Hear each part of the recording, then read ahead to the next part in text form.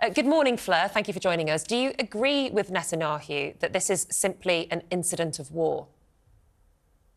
Well, first of all, it's really terrible tragedy what happened yesterday. The chief of staff has promptly called on an independent inquiry as to how this could have happened. Israel is normally very careful about these things. We don't target anything that isn't a military installation, certainly not intentionally. And war is a difficult thing. We heard the chief of staff also apologizing for what seems to have been a terrible, terrible mistake. And so war is difficult. War is hard. But, you know, these people were good people there to do valuable humanitarian aid. And also the organization that they're working for didn't just run to help the situation right now. They've been on the ground helping Israelis also since the 7th of October. So it's a really terrible tragedy. I want to remind everybody that a few months ago, Israeli, again, a horrible, tragic mistake, killed 3 hostages thinking they were terrorists. So these things happen. There's no excuse for them, but they happen. You say this is a terrible tragedy. These things happen. It was 3 separate missiles hitting 3 separate vehicles in a convoy. Netanyahu brushing this off, saying we're going to learn from it. I'm sorry. It's not good enough. I agree with you. There has to be an independent investigation by an independent body to see exactly how this could have happened. They may have had possibly erroneous intelligence that this was a convoy of terrorists working in very, very difficult terrain, where the terrorists embed themselves with the civilian population, where the terrorists embed themselves with humanitarian aid workers. We've seen it with WHO, we've seen it with the Red Cross. We've got the terrorists hiding in Red Cross ambulances. And so, like I said, there's absolutely no excuse. This is a terrible tragedy. But this is a very difficult military war. It's a very difficult terrain. Fleur, you've said before on this channel that IDF is one of the most moral armies in the world. Yet we have stories like this, stories of Israel's own 3 hostages being killed by the IDF. Doctors in Gaza saying that children have been targeted specifically by Israeli snipers. Reports over the weekend in the Israeli newspaper Haaretz that dedicated kill zones had been set up in certain areas in Gaza, whereby anybody who entered that zone would be shot regardless of their innocence or age, whether they're children or adults. How can you possibly stand by that comment that the IDF is one of the most moral armies? Well, first of all, let's look at the numbers. Even if we take the very false numbers that the Gaza Health Ministry, I mean, God knows who they are, what they're doing, they're all terrorists.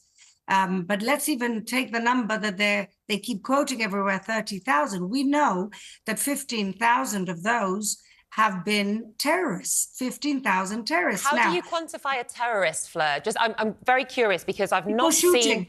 People shooting. People hiding in tunnels. People leaving the civilian population. And what about the other... They're hiding in tunnels, while they're hiding in hospitals. Those are terrorists. People shooting.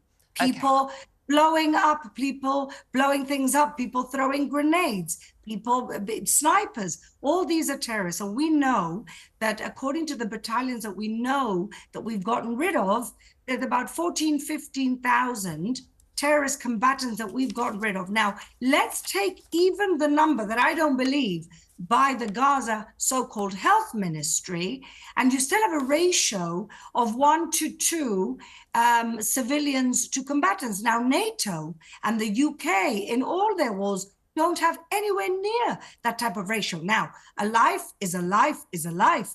And I'm with you. I'm a mother of 4. Nobody wants any type of tragedy. But to say that the IDF is intentionally targeting children, I'm sorry, that's a bloodline.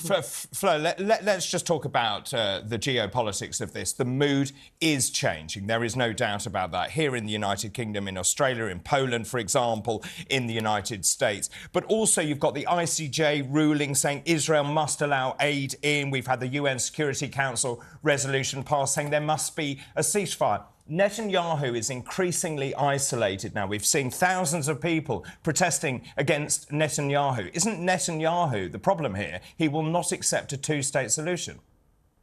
No, that's really not the problem, because the Hamas, when they attacked on October 7th, the last thing they're thinking about is a two-state solution.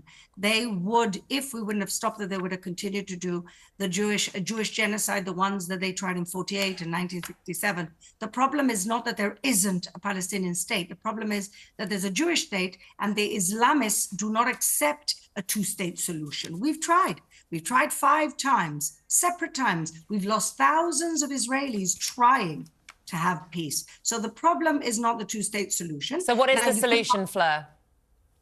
Well, the solution, I believe, is new leadership on the Palestinian side that stops lying to their people and indoctrinating. And what about new leadership on Israel's side? Well, I do believe that after this war, we should have elections. And when will the war end, Fleur? When will the war end?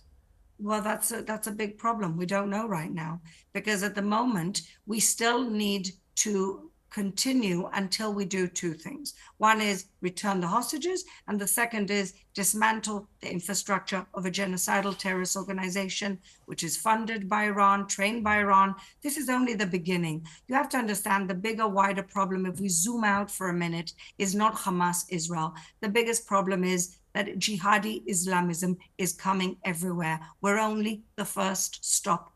And if we don't stop, then all of the Islamists around the world, including in your own country, will be very, very encouraged by Israel not being able to eliminate Hamas. Well, Deputy Mayor of Jerusalem there, Fleur Hassan-Nahoum.